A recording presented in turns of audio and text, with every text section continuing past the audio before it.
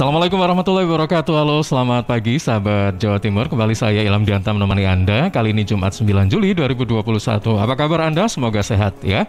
Nah, di pagi hari ini atau dalam sesi dialog hari ini, kita masih menghadirkan perspektif yang bisa Anda ikuti setiap hari Jumat pagi, mulai jam 7 sampai jam 8 malam.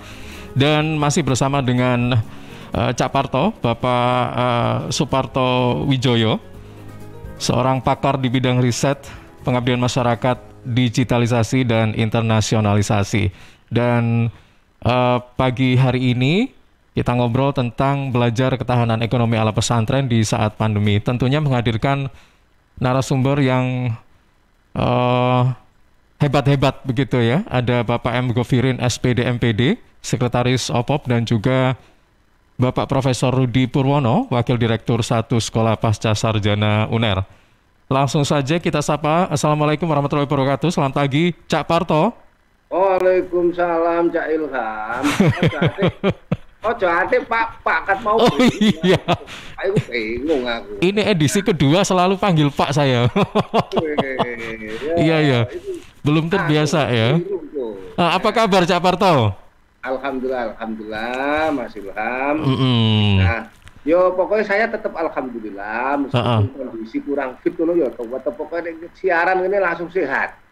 Oke, Cak Parto, pagi hari ini kita ngobrol bersama dengan orang-orang yang hebat ya pagi hari ini.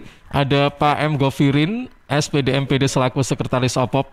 Kemudian ada juga Bapak Profesor Rudi Purwono, Wakil Direktur 1 Sekolah Pasca Sarjana UNER begitu. Jadi kita ini, Mas Ilham, ya. Nah, jadi sahabat perspektif ketemu orang yang sudah ahli.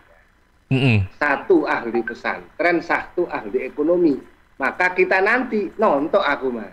Nonton. Jadi ini top dan kita akan beri kesempatan nanti Mas Ilham di sesi keduanya kita akan juga undang testimoni pesantren yang mandiri perekonomiannya dengan gerakan-gerakan ekonomi ala pesantren. Nah, pakar ekonominya sudah hadir, kita sopo dulu, kita sopo sekarang. Assalamualaikum Pak Rudi Purwono.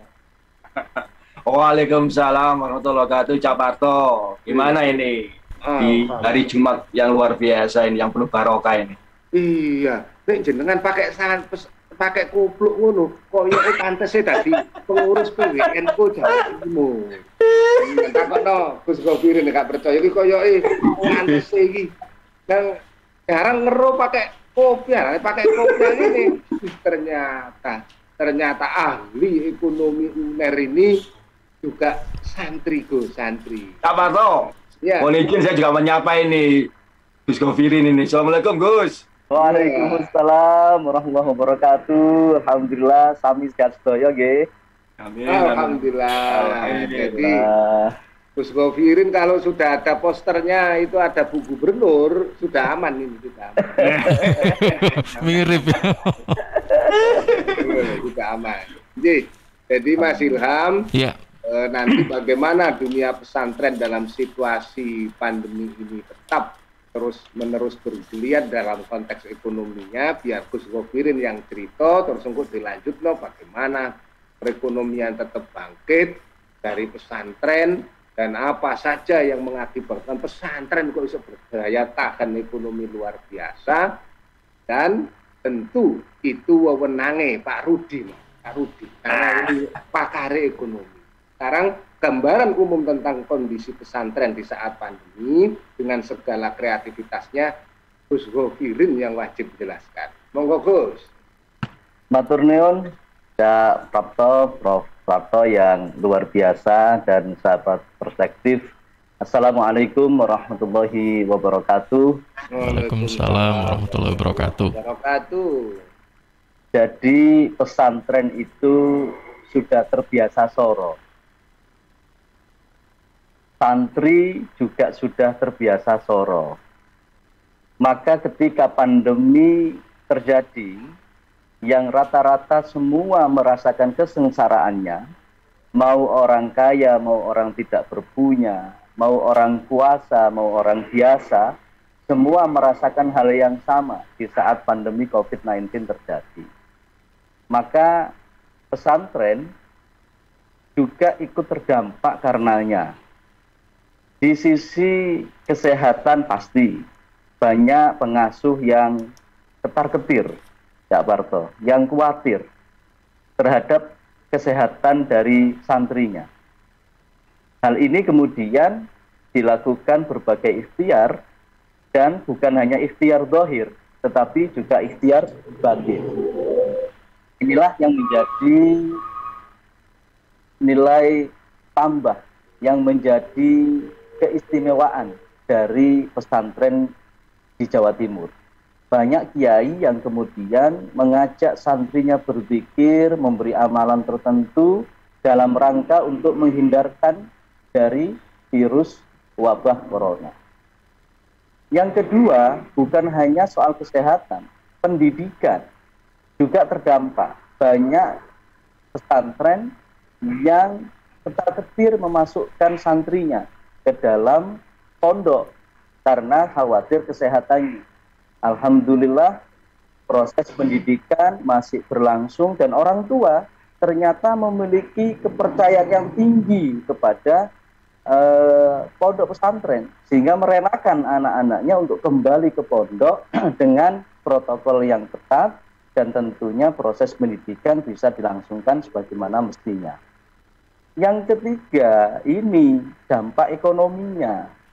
Ternyata dengan adanya pandemi COVID-19, mau tidak mau kita harus mengakui bahwa ekonomi pesantren agak terganggu. Kalau pesantren hanya mengandalkan sumber pendapatannya dari SPP santri, maka saat ini banyak orang tua wali santri yang mengeluh, Cak Parto. Banyak yang tidak bisa membayar tepat waktu, bahkan terang-terangan minta dispensasi, minta diskon, minta keringanan. Nah, ini kan menjadi suatu problem kalau kemudian pesantren tidak biasa soro tadi itu. Alhamdulillah, santri biasa soro, pesantren biasa soro. Jadi ketika penghasilan pemasukan pesantren berkurang, maka hal itu tidak menjadikan pesantren mengurangi kewajiban utamanya dalam hal mendidik agama. Soal lain-lain di pesantren itu, insya Allah apa yang ada ya dimakan, kalau soal konsumsi sehari-hari. Nah, dengan adanya OPOP, pesantren ini kan tidak hanya mengandalkan hanya dari SPP santri.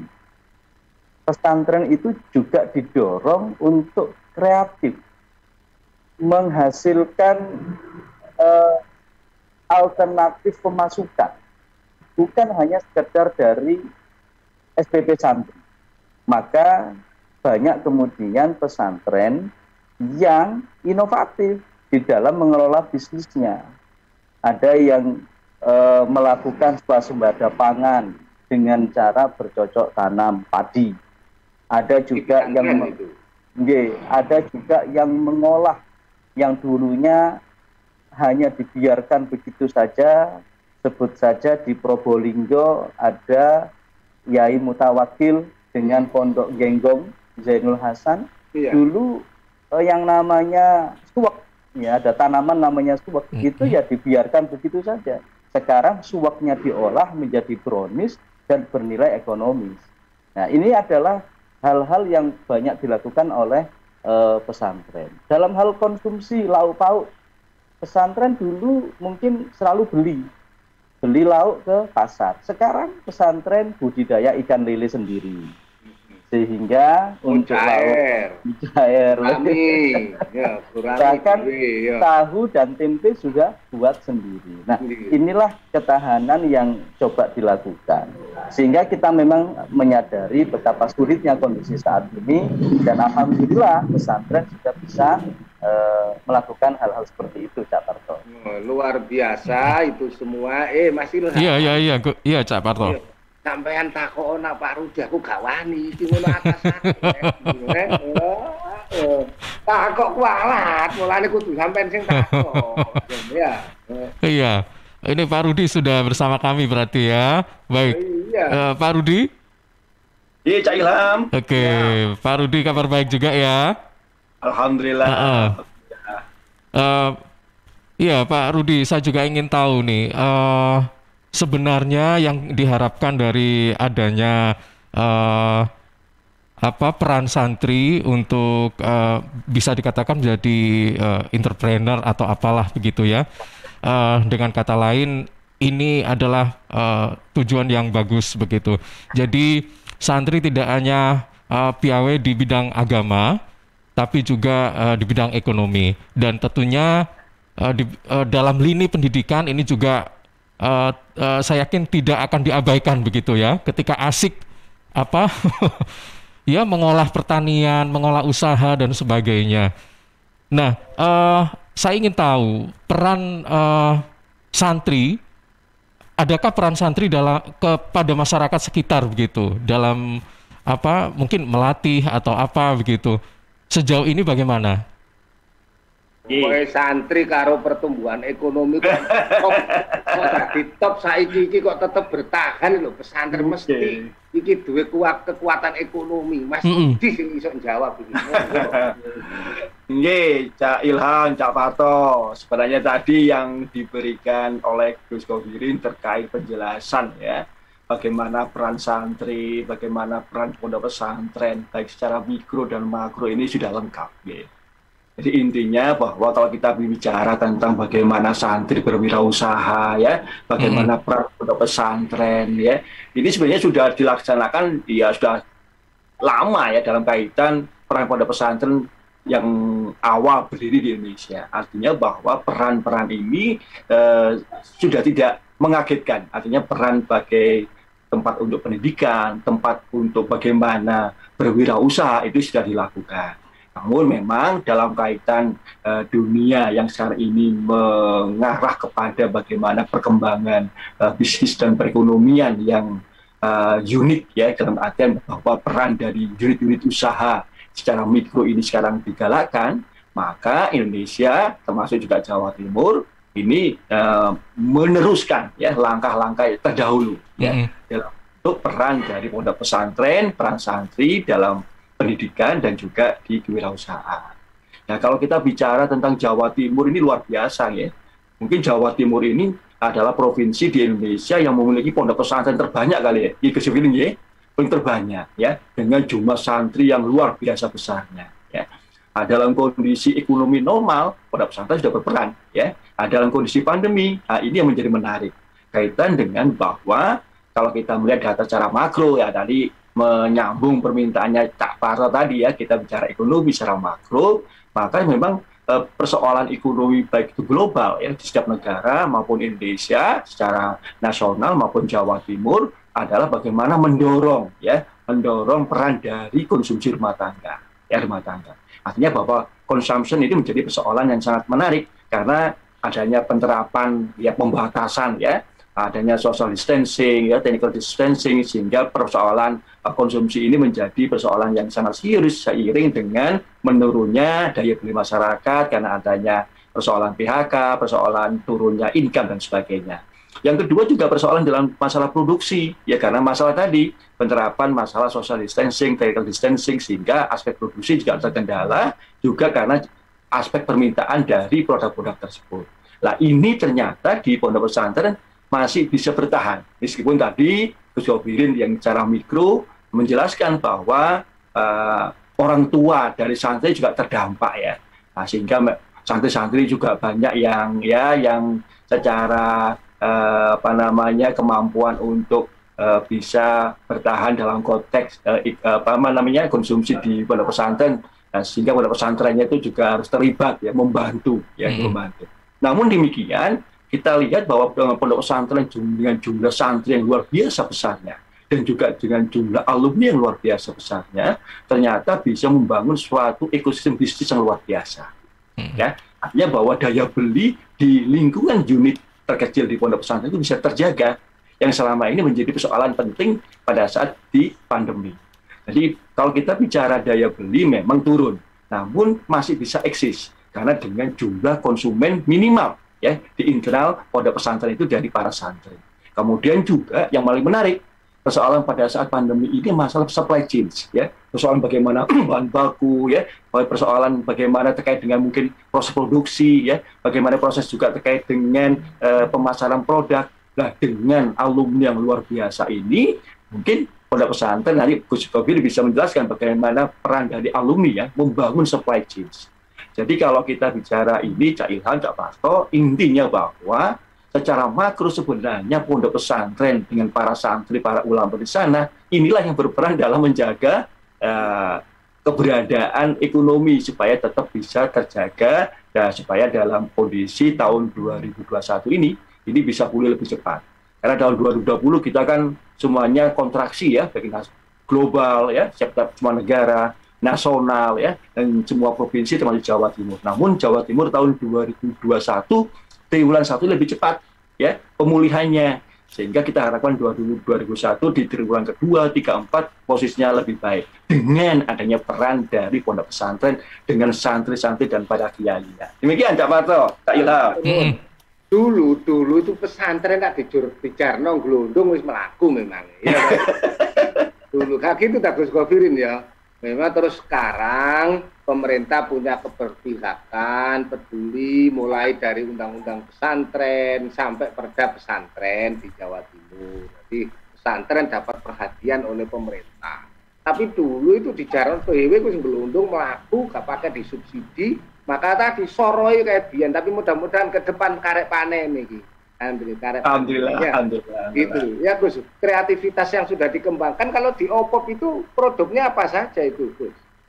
Jadi OPOP ini sangat diminati oleh pesantren, bukan hanya soal produknya Cak Parto. Karena memang di OPOP itu kan basisnya memang one pesantren, one product, minimal satu pesantren menghasilkan satu produk. Tetapi di dalamnya yang sebagaimana Pak Rudi tadi sampaikan, ekosistemnya ini yang menjadi daya tarik. Bahwa ada keterkaitan antara santri, pesantren, dan alumni. Bagaimana santri itu perlu belajar wirausaha. Di mana mereka berprakteknya, di mana mereka magangnya, di mana mereka belajar secara konkretnya. Ya di pesantren saja, tidak perlu kemana-mana. Maka pesantren perlu didorong memiliki unit-unit usaha. Yang mana unit-unit usaha itu menjadi laboratorium bagi para santri di dalam hal berwirausaha. Nah, bagaimana mengembangkan usaha di pesantren? Tidak bisa sendirian pesantren, perlu dukungan dari alumni. Maka besarnya Sidogiri, besarnya Pondok Pesantren Gontor, besarnya Langitan, usaha-usaha yang dilakukan di sana itu berbasis pada bermitra dengan alumninya. Nah, inilah ekosistem yang menjadi kekuatan OPOP Jawa Timur. Kalau soal produk semua ada Cak Parto di OPOP itu. Di pesantren itu ada pertanian, peternakan, perikanan, perkebunan, ada juga handicraft, ada juga bahkan pesantren yang sekarang fokus untuk ngurusi ojek online pun sudah ada. Sudah ada. Jadi artinya semua ada di pesantren. Kita kalau berkesempatan keliling pesantren di Jawa Timur saja, yang jumlahnya itu 6.000 lebih, yang santrinya 1 juta. Itu kalau kita mau berkeliling, insya Allah kita akan takjub. Akan takjub betapa ternyata potensi pesantren itu sangat-sangat luar biasa. Mulai dari pesantren skala besar, menengah, kecil, semua punya potensi ekonomi. Semua punya peluang yang sama untuk mengembangkan ekonomi di pesantren. Dan produk-produknya pesantren menjadi berkelanjutan lakunya karena melibatkan alumni ya. Betul. Melibatkan alumni. Nah ini kebetulan Pak Rudi itu kan ngurusi alumni juga sekolah pasca ini. Ya Pak Rudi ini ngurusi alumni juga. Nah kapan Gus Govirin itu bisa jadi alumni sekolah pasca itu? Amin. Amin. Gimana kalau itu manajemen alumninya Pak Rudi? Luar biasa pesantren. Gimana respon jenengan itu? Jadi kalau kita melihat ya keberadaan suatu entitas ya, dan sini kita melihat adalah seperti perguruan tinggi, ya pondok pesantren ya. Ini pasti ya kita berbicara di situ adalah peran, kalau di perguruan tinggi adalah peran dosen ya, kalau pondok pesantren para kiainya, para pengasuhnya, mahasiswa adalah santrinya. Tapi yang paling memberikan peran yang sangat besarnya adalah alumni ya, karena alumni pasti satu tersebar di segala penjuru, baik itu di provinsi ya, di antar provinsi, bahkan mungkin di luar negeri ya, satu. Yang kedua, mereka juga mempunyai aktivitas baik di sisi bisnis ya, mungkin dari sisi peran di kebijakan ya, atau membuat aturan-aturan yang berkaitan dengan apapun yang ada di suatu perekonomian atau suatu negara. Ini menjadi kunci yang paling penting ya. Kalau kita melihat Pak Parto, bagaimana perguruan tinggi besar di dunia ini ternyata selalu di situ ada peran alumninya, ya, peran alumninya. Nah, kalau kita bicara pondok pesantren, perguruan tinggi, termasuk Universitas Erlangga, maka peran alumni ini harus kita optimalkan, ya, kita optimalkan. Nah, bagaimana nanti ini Gus Govirin ya, sebagai mahasiswa program Doktor Pengembangan Sumber Daya Manusia, nanti akan kita harapkan menulis tentang bagaimana peran pondok pesantren kaitan dengan masalah entrepreneur, bahkan bagaimana daya tahannya baik dalam kondisi perekonomian seperti saat ini pandemi ya, maka nanti akan bisa memberikan kontribusi ya, baik itu dalam pengembangan keilmuan ya, pengembangan dalam sisi kebijakan ya, bagaimana peran dari sisi kepentingan pengembangan bisnis, termasuk juga nanti membangun jejaring antara peran perguruan tinggi dengan pondok pesantren. Karena intinya bahwa di semua entitas yang ada dalam suatu perekonomian, suatu negara, termasuk di Jawa Timur ini sebagai suatu provinsi besar, ya, kita ingat Jawa Timur ini adalah provinsi dengan kontribusi ekonomi kedua terbesar di Indonesia setelah Jakarta. Nah, Jakarta besar karena faktor ada bursa efek, ya, pasar modal. Kalau pasar modalnya kita ambil peranannya, maka sudah Jawa Timur ini peran ekonomi yang besar di sektor realnya. Nah, disinilah peran dari pondok pesantren yang memainkan peran sektor real sangat besar. Tadi Gus Govirin menjelaskan situ ada peran bagaimana menggerakkan di sektor pertanian secara lengkap ya, di sektor pertanian dalam arti tanaman pangan ya, hortikultura, peternakan, perikanan sampai industri pengolahan ya, industri kreatif termasuk jasa. Nah, ini kalau disinergikan dengan perguruan tinggi untuk membangun suatu produk yang akan nanti memberikan manfaat yang besar bagi masyarakat, lah ini akan bisa kita jalin. Nah, itulah peran dari alumni. Nah, luar biasa. Dan peran alumni pesantren terus perguruan tinggi tadi itu akan semakin baik, Mas Ilham. Iya, Cak Parto. Semakin baik kalau sinergi dengan radio. Harus dengan radio. Cak Parto, boleh saya bertanya pada Gus Govirin satu saja? Saiki. Sebentar. Govirin ditanya itu, ikuti dulu yang satu ini biasa ngono. Nah, ini pertanyaannya saya sampaikan dulu, jawabannya setelah itu ya. Ya. Ini Gus Govirin, apakah semua pesantren di Jawa Timur itu, khususnya pesantren yang dalam skala kecil, nah ini memang apakah harus mempunyai unit-unit usaha begitu?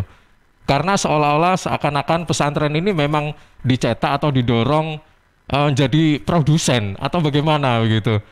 Nah, nanti penjelasannya bisa disampaikan setelah beberapa spot berikut ini, Gus Govirin. Ya, oke, baik. Sahabat Jawa Timur, untuk perspektif kali ini, selain bisa Anda simak ya melalui YouTube LPPL Radio Suara Sidoarjo, juga live at www.suarasidoarjo.id. Program ini juga secara serentak disiarkan lewat jaringan Radio Jawa Timur, di antaranya Persada Kabupaten Blitar, kemudian Suara Pacitan, Suara Madiun, Suara Sampang, Mardika Bondowoso, Ersal Nganjuk, Pradia Suara Tuban, Ralita Pamekasan, Praja Angkasa Trenggalek, RGR Tulungagung, Magetan Indah, dan Remaja Klasik Radio Malang. Tetap bersama kami dan kami akan segera kembali.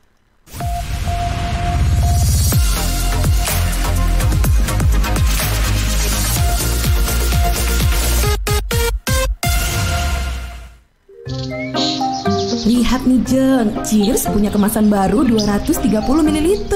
Wah, imut ya? Iya dong Jeng, bentuknya yang kecil dan seksi, gampang banget dibawa kemanapun dan kapanpun. Wah iya, bisa muat nih di tas tangan, taruh di kotak makan si adek, dan gampang juga ya dibawa pas jogging. Bener, dan di musim virus kayak gini, kita juga harus rutin minum air putih Jeng. Cheers Alkaline ini punya kandungan pH yang tinggi sampai 8,5. Jadi daya tahan tubuh kita lebih terjaga dan melindungi kita dari virus sampai sampai resiko kanker. Nah, buat konsumsi di rumah atau di kantor, ada kemasan galon juga, Jeng, yang 20 liter.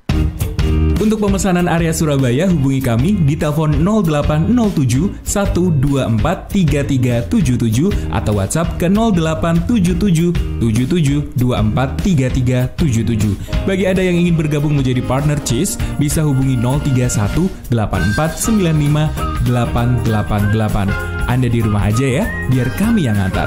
Cheers Alkaline Powered 230 ml, seksi, healthy, easy. Untuk wilayah Sidoarjo dan sekitarnya bisa menghubungi Depo Candi di 0821 4225 6646 0821 4225 6646. Guys, sejak pandemi yang melanda Indonesia tahun lalu, sekarang semua kegiatan jadi serba online nih. Dari mulai meeting kantor, bisnis, presentasi ke klien, pembelajaran dan kuliah, sampai belanja keperluan sehari-hari, apapun deh. Tapi kamu nggak perlu khawatir, ada IndiHome yang bisa melengkapi kebutuhan layanan internet di rumah kamu. Paket yang memberikan layanan internet, TV interaktif, dan juga telepon rumah. Kamu bisa bebas nelpon selama 300 menit, internet cepat hingga 300 Mbps, dan juga akses ratusan channel TV favorit.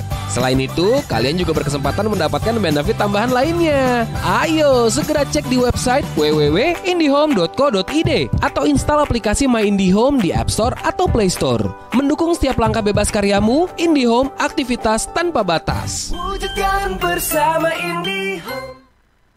Rokok opo iki kok putihan? Ya rokok tok, ya murah, ya akeh. Rokok ilegal iki. Masa rokok ilegal iki? Yo iki.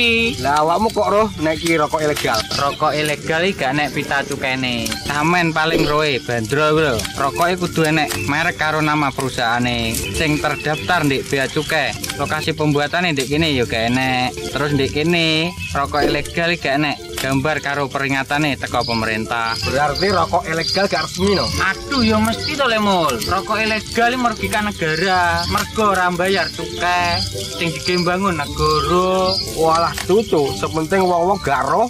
Loh, gak iso le iki. Makane to le, tuku sing pasti-pasti ae. Aja ngawur.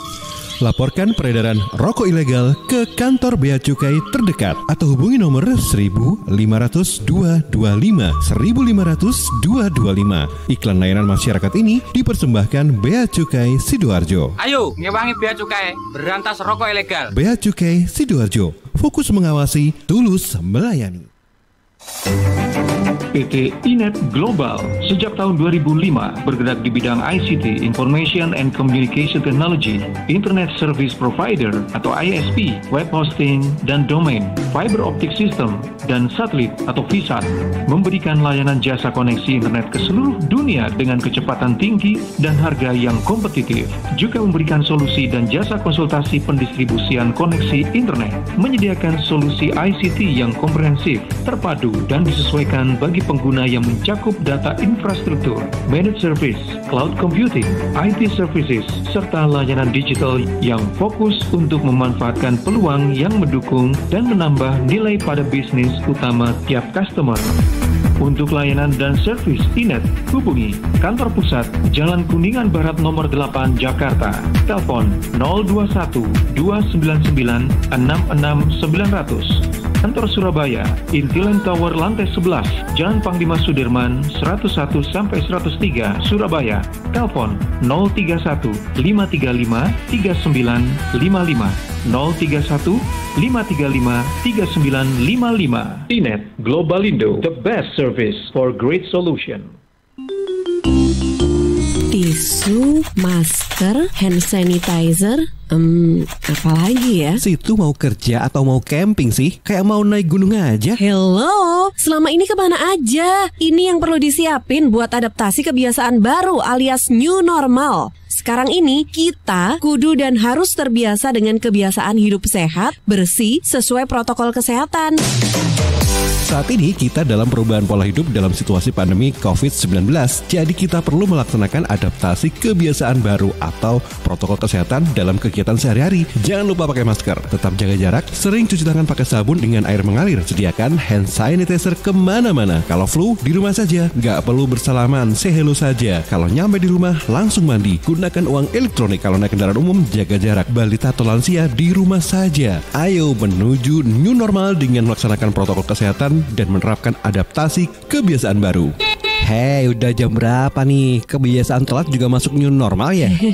Ada yang kurang satu, uang sakunya belum. Iklan layanan masyarakat ini persembahan Dinas Kesehatan Kabupaten Sidoarjo. Suara Sidoarjo, lembaga penyiaran publik lokal pemerintah Kabupaten Sidoarjo.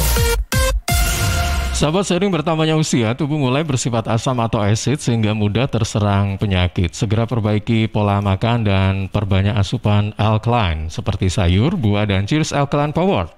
Cheers Alkaline, air minum kesehatan dengan pH tinggi 8,5 yang setara dengan sayur dan buah serta punya manfaat, yakni meningkatkan metabolisme dan daya tahan tubuh terhadap virus, menjadi antioksidan alami pencegah kanker, menjaga kekuatan tulang dan gigi, membantu penyerapan mineral lebih efektif, membantu hati dan ginjal, membuang racun dari tubuh, serta mencegah sakit ma.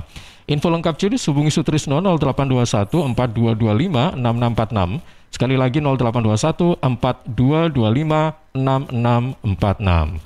Cheers, healthy drinking water.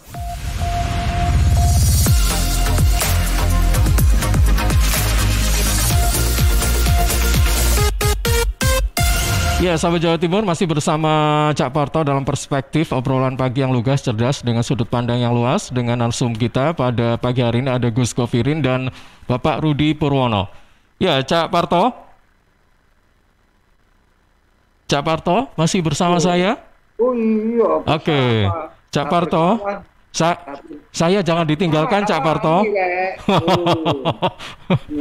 Iya. Kita ingin dengarkan tadi itu testimoni pesantren yang bisa bertahan dengan kreativitasnya, dengan produk-produknya. Sepertinya sudah gabung Gus Zahid Mubarok. Nih, nah, Gus Govirin. Kak Parto. Jadi mungkin mohon izin untuk menjawab pertanyaan dari Cak Ilham tadi, betapa pesantren kecil juga didorong untuk mendirikan unit usaha. Betul, di OPOP Jawa Timur tidak mengenal kasta.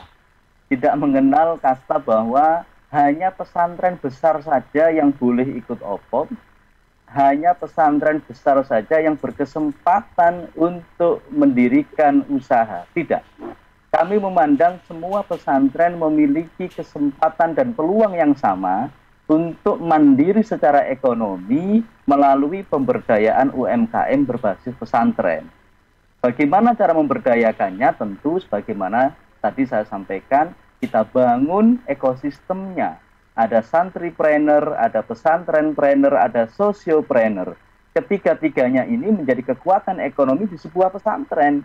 Saya ambil contoh, di Purwodadi Pasuruan, ada pesantren kecil, santrinya antara 300 hingga 500 orang. Pesantren itu memiliki semangat yang luar biasa dalam mengembangkan usahanya. Maka dengan bantuan OPOP, kita dorong untuk mendirikan koperasi pondok pesantren, lalu membuat usaha lele, dan inovasi muncul setelahnya. Tidak hanya menjual lele hidup, atau hanya lele tidak diolah, tetapi lelenya kemudian diolah menjadi nugget lele, menjadi bakso lele, dan ternyata itu bernilai jual tinggi dan banyak diminati. Ini salah satu geliat ekonomi di pesantren yang bukan hanya milik pesantren besar, Kak Ilham. Maka melalui kesempatan ini saya juga ingin menyampaikan kepada sahabat perspektif dimanapun berada, bahwa OPOP Jawa Timur selalu mendorong dan memfasilitasi. Ada 5 fasilitasi yang kita berikan dan selalu kita ulang-ulang, yaitu fasilitasi di bidang kelembagaannya, SDM-nya, produksinya, marketing atau pemasarannya, dan pembiayaannya. Tentu itu semua menjadi tanggung jawab kami di OPOP Jawa Timur. Nah, bersama kita Cak Parto ada Mas Zahid Mubarok, ini dari Pondok Pesantren Ar-Rifai 2 Malang. yang saya Ar-Rifai 2 Malang, ya, jadi Malang Selatan. Beliau ini sangat luar biasa dalam mengembangkan kemandirian ekonomi pesantren dalam hal ketahanan ekonomi di masa pandemi. Tidak berhenti hanya di sektor finansial karena punya BMT di sana, tapi juga merambah sampai sektor peternakan, punya peternakan domba, merambah sampai pertanian karena punya sawah beras organik.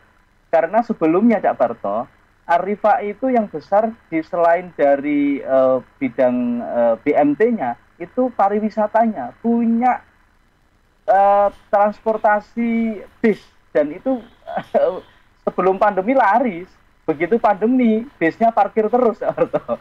Nah, ini monggo Mas Zahid diceritakan. Assalamualaikum. Waalaikumsalam warahmatullahi wabarakatuh. Terima kasih, saya diberi kesempatan untuk join di pagi ini, Gus Govirin. Terima kasih. Ini perkenalkan, saya Zahid Mubarok. Saya dari Pondok Pesantren Al-Rifai 2 di Malang. Ya memang seperti yang haturkan Gus Govirin tadi, pesantren kita alhamdulillah sudah dari dulu kita mempunyai lembaga keuangan. Jadi ada Baitul Mal wa Tamwil, BMT, ini sebagai unitnya bagian lembaga keuangan, jadi di sana ada simpan pinjam dan sebagainya. Alhamdulillah ini kita ketemu Gus Govirin di OPOP ini, jadi ini sebuah rezeki bagi kita. Kita didorong untuk berwirausaha, kita didorong untuk memiliki ketahanan pangan. Jadi alhamdulillah kita seperti yang dikatakan Gus Govirin tadi, kita punya peternakan domba. Peternakan domba ini kita pakai sistem sirkah. Jadi sistem sirkah ini join permodalan atau partnership ya. Jadi yang terlibat ada wali santri, ada jamaah istighosa, kemudian ada santri sendiri bahkan juga ikut. Di samping itu juga ada, nah betul ini peternakan kita. Jadi ada beberapa foto ya. Ini lokasi, iya. Kambing-kambingnya mantep ini. Ini kita jenis domba. Jadi domba. Ada Texel, iya betul. Kita ada Texel sama Merino sebenarnya. Kemudian ada ini, ada pertanian juga, ada pertanian beras organik. Ya. Nah, ada pertanian beras organik, beras merah, kemudian beras merah Pak Rudi, karena beras merah, produk pesantren beras merah. Ada beras hitam, ada beras pandan wangi. Nah, ini memang kami sangat terbantu dengan hadirnya OPOP. Ya, memang kita selama ini kesulitan dalam pemasaran. Kita kesulitan dalam istilahnya menyampaikan ide-ide kita. Jadi dengan hadirnya OPOP kita dibantu setidaknya bagaimana sih kita bisa survive di masa pandemi ini. Karena salah satunya juga yang tadi disebutkan ada pariwisata, sektor pariwisata dengan adanya pandemi ini luar biasa. Jadi mati total, memang mati total. Nah, mau tidak mau kita memang harus berkreatif. Dari pondok pesantren kita memang harus berkreatif.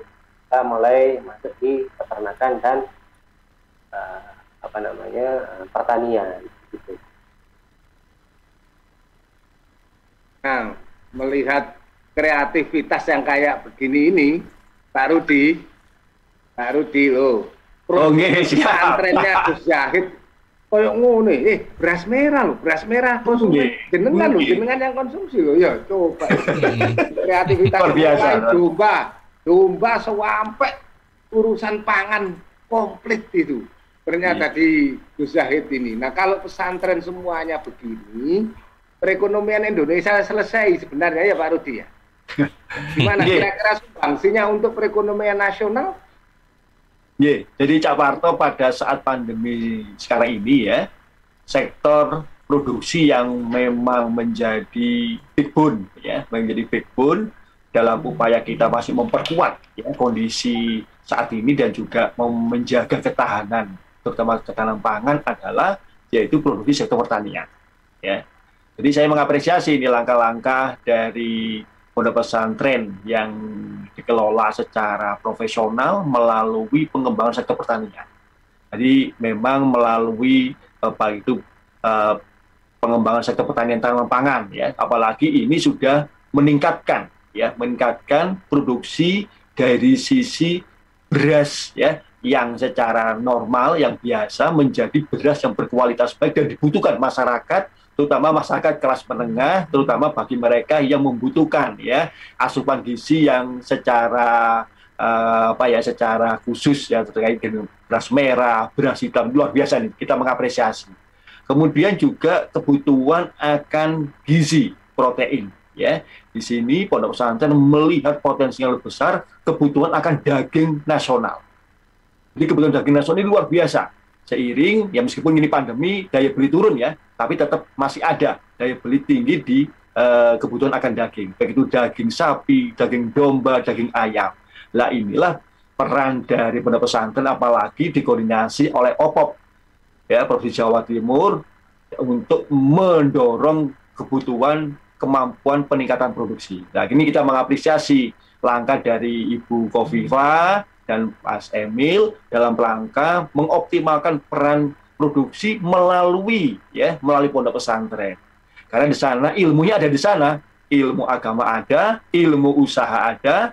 Tadi Gus Khofirin bilang bahwa sebenarnya pengembangan pondok pesantren sebagai suatu wilayah bisnis usaha itu mengandung unsur santripreneur, ya, karena melibatkan santri, pesantrenpreneur karena melibatkan pondok pesantren dengan alumninya, dan sosiopreneur karena melibatkan kepentingan masyarakat, ya, di sekitarnya ada masyarakat luas. Nah, ini lengkap ini, Cak Parto, berbicara tentang trainer ini. Ini satu juga bersama Gus Khofirin, ilmunya sudah mengalir ini, apalagi kali Gus Zahid ini, banyak ini. Itu apa itu programnya Bu Gubernur itu apa tadi? Cak Parto, menarik ini Cak Parto. Cak Parto, Cak Parto, ini ada beberapa yang berpartisipasi, mungkin bisa saya sebutkan, ya, karena ada wajib Cak Ilham. Nah, ini bisa langsung direspon nanti. Yang pertama dari Facebook, ini dari Mbak Yulia yang ada di Gedangan. Pertanyaan berupa pertanyaan. Pendengar setia, sahabat setia, perspektif. Iya. Bagaimana peran pesantren sebagai penghubung masyarakat sekitar dalam perannya mengembangkan kemandirian ekonomi yang hasilnya tidak hanya untuk menyejahterakan pesantren itu saja, tapi juga masyarakat yang ada di sekitarnya. Kemudian yang kedua, potensi-potensi apa saja yang dimiliki di pesantren sehingga mampu menunjang kemandirian ekonomi. Kemudian ini ada bukan pertanyaan, tapi semacam curhatan begitu, ya, dari @ariutami68. Assalamualaikum Gus Khofirin, Cak Parto, Pak Rudi. Kebetulan saya guru di salah satu madrasah di pesantren di Keras Kediri. Saya terenyuh dengar Gus Khofirin tadi sempat bilang kalau santri biasa soro alias prihatin. Tapi memang benar begitu. Kami di sini basicnya peternakan dan pertanian, Gus, gitu. Kemudian yang berikutnya dari Kamil dari IAI Syarifuddin. Ini yang teko Kediri mau, Mas Ilham, yang teko Kediri. Apa perlu dibantu? Apa belum masuk ke apa? Nah ini cuman merespon apa yang disampaikan Pak Rudi tentang soro tadi, ya. Ini juga sama dari Kamil. Saya kok ikut berbesmili dengar jenengan bilang santri biasa soro. Kami di Lumajang memulai usaha jamur dan alhamdulillah sudah mulai berkembang, sudah memasok ke pasar-pasar sekitar, tapi memang pandemi mengurangi omset kami. Nah, ini sebagai perjuangan, Mas Ilham, sing dimaksud sehingga apa? Sekarang wis ono opop wayahe santri panen. Saiki nak ngono, istilahnya Bunda Khofifah kan wayahe, wis wayahe santri makmur. Oke, satu lagi Cak Parto dari Randy yang ada di Aloha, apakah sistem pendidikan yang ada di pesantren itu sama dengan kurikulum yang ada di SMK? SMK macam-macam sih, takut luwe teko SMK bareng, yo. Ya, silakan monggo Baik. Ono ngajine, ono khizipe, ono ijazah bareng berarti ya. Kok Gus Govirin merespon? Nggih, matur nuwun. Jadi Cak Parto dan sahabat perspektif dimanapun Anda berada, kebiasaan soro yang sudah kita biasa lewati selama mondok di pesantren itu ternyata mampu menghantarkan kita untuk selalu bahagia dalam setiap kondisi. Ini yang penting ya Parto. Karena di hari-hari ini di COVID yang sangat tinggi lonjakannya, hampir setiap hari isinya grup WA itu innalillahi wa inna ilaihi rajiun. Maka kalau kita tidak biasa dalam situasi yang saya katakan soro tadi, mungkin kita stres, mungkin kita depresi, dagangan tidak laku, giliran mau produksi tidak ada bahan baku, ada juga mahal, mau jual kemana, semua serba terbatas. Nah, inilah kalau kita sudah biasa di pesantren, insya Allah apapun kondisinya aman kok. Tidak ada apa-apa, ya puasa selesai sudah. Gitu. Jadi inilah keunggulan dari pesantren dan alumninya. Baik, saya ingin jiwa santri ya di situ, ketangguhan. Betul, ketangguhannya di sana. Nah, saya ingin pertama menanggapi dari Mbak Yulia tadi, bahwa mensejahterakan masyarakat oleh pesantren sudah terbukti. Saya ambil contoh.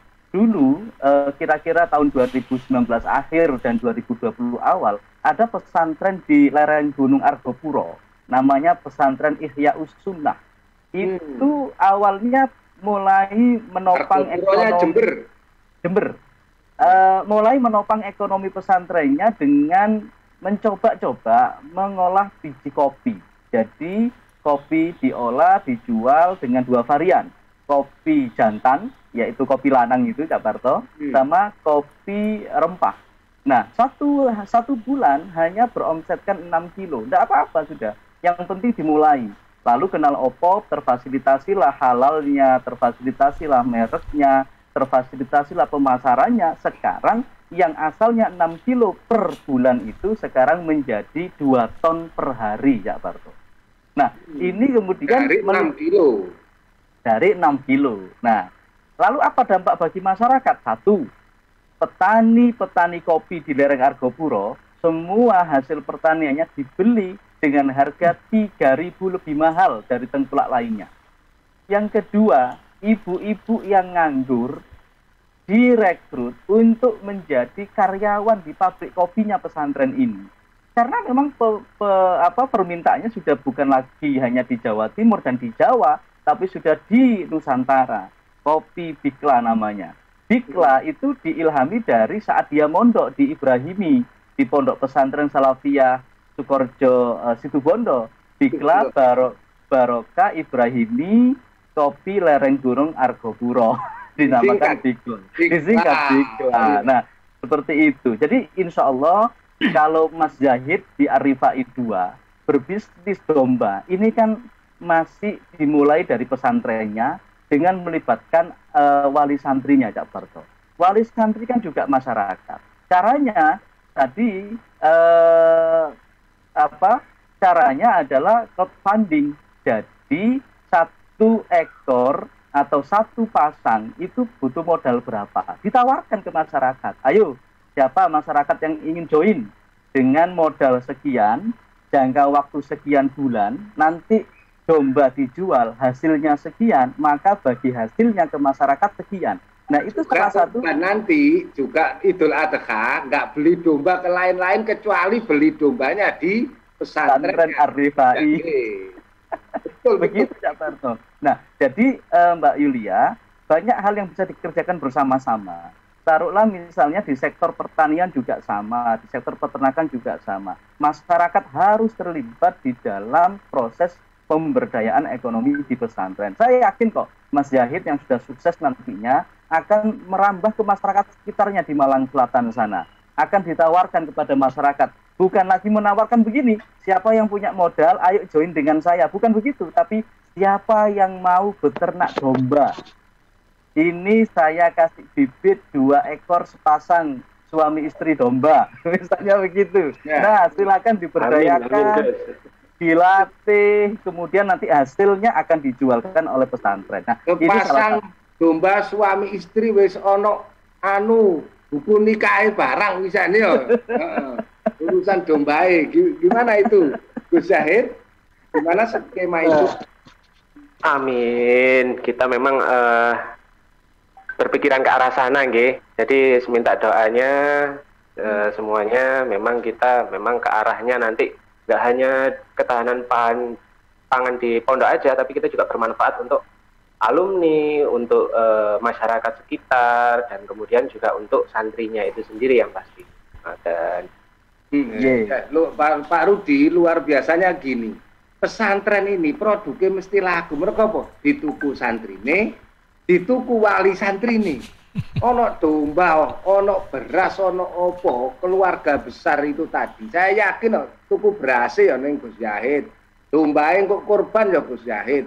Kepengin akikoh ya dari domba yang ada di Gus Zahid. Saya yakin kekuatan alumni penting. Nah, bagaimana hal semacam ini menjadi satu bagian penting perekonomian nasional yang bisa difasilitasi juga oleh perguruan tinggi.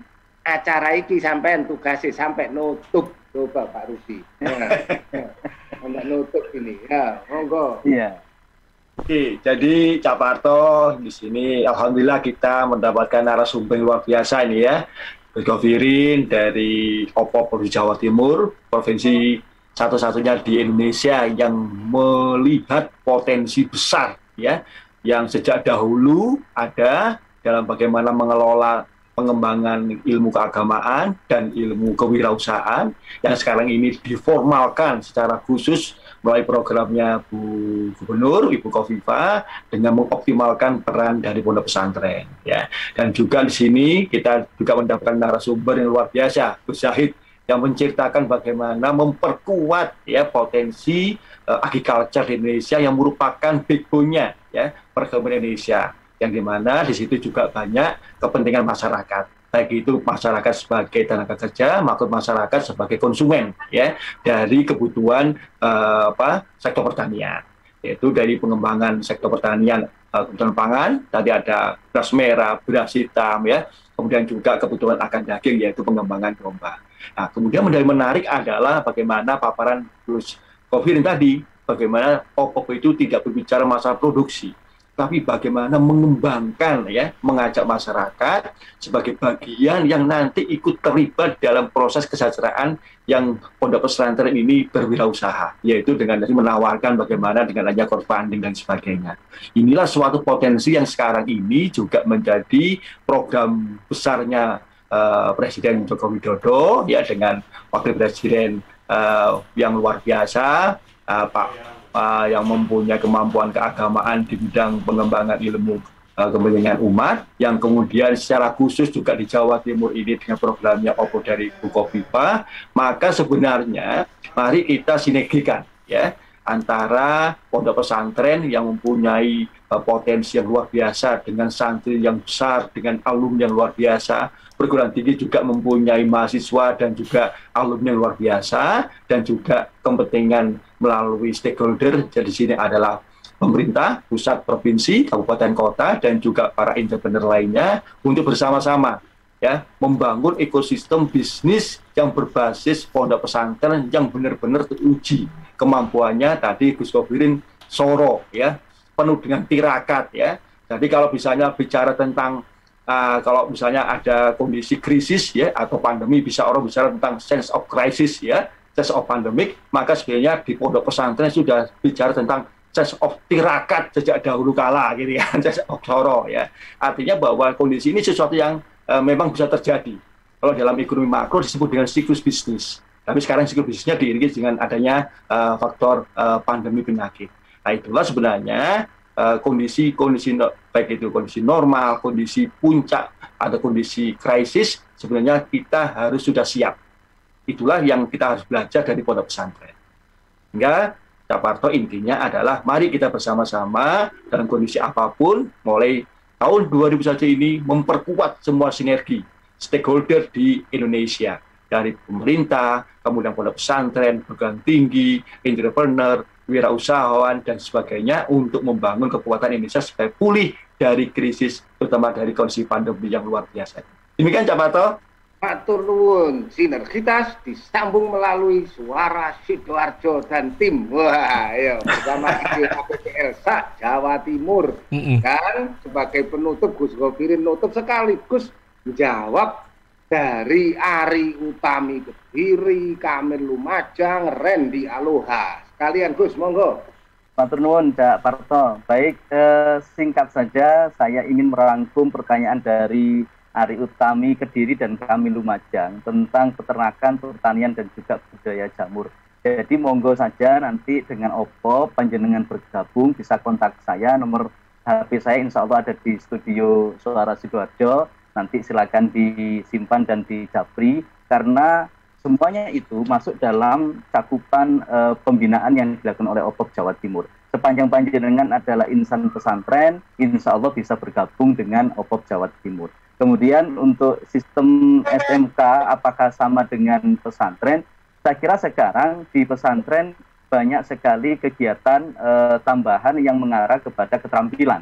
Jadi saat ini Oppo Jawa Timur juga sedang menggagas, mungkin butuh bantuan Cak Parto, Pak Rudi untuk merumuskan kurikulum kewirausahaan bagi pesantren. Kurikulum kewirausahaan santri ini sangat penting agar santri baik yang aktif maupun mengabdi di pesantren memiliki ilmu yang cukup, bekal yang cukup dalam hal wirausaha dan bukan hanya teori tapi juga keterampilan. Sehingga nanti ketika lepas dari pesantren bisa ngaji, bisa ngimami, bisa mimpin tahlil, bisa mimpin yasinan, tapi sukses berwirausaha. Itu yang penting. Insya Allah demikian Kak Parto, saya selaku Sekjen Oppo Jawa Timur selalu mengajak kepada semua insan pesantren, santri, pesantren maupun alumni santri untuk selalu mengupayakan, mengikhtiarkan diri berdikari, mandiri dalam hal ekonomi berbasis pesantren. Sukses semuanya, pesantren berdaya, masyarakat sejahtera.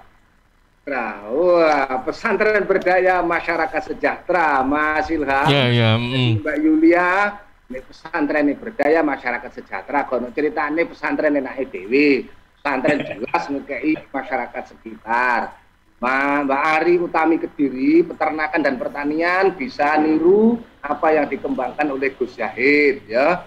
Dan kemudian Kamil Lumajang, Jemur yang lagi berjuang jamur untuk berjuang terus, monggo. Dan nanti sore kebetulan Airlangga Forum juga akan bersama dengan Bupati Lumajang Gus Torik. Monggo untuk menyimak, ikuti di Radio Suara Sidoarjo dan tim.